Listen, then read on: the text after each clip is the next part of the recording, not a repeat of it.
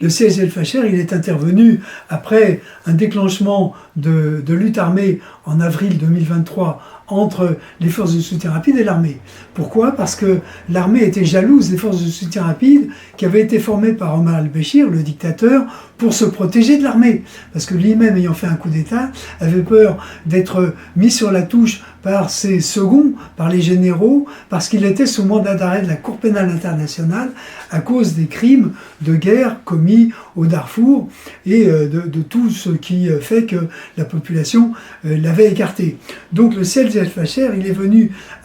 après cet affrontement soudain à partir du 15 avril 2023 entre l'armée régulière et les forces de soutien rapide. Alors, ces forces de soutien rapide, comme je l'ai dit, sont basées au Darfour. Leur origine, c'est le Darfour. C'était des forces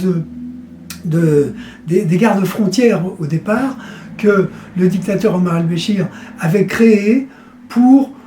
protéger les frontières du Soudan du côté de la Libye et du Tchad, mais en réalité en leur disant qu'ils pouvaient de ce fait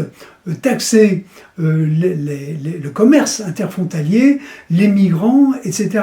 Pas oublier d'ailleurs que l'Union européenne avait payé pour que ces forces de soutien rapide bloquent la frontière qui menait vers la Libye et vers l'Europe pour les migrants qui venaient de la Corne de l'Afrique ou d'Afrique en général.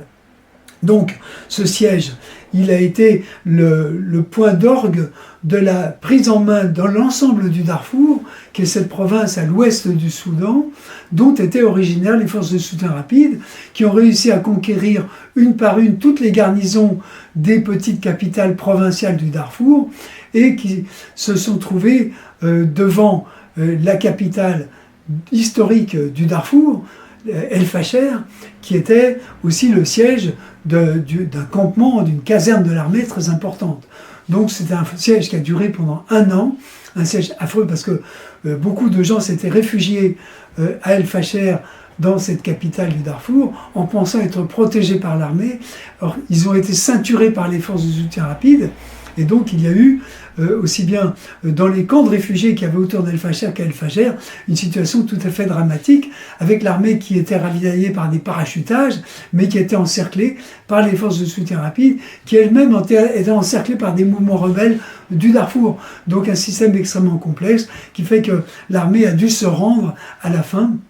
au bout d'1 an de siège, et que ça a mis le point final à la conquête de tout le Darfour par les forces de soutien rapide.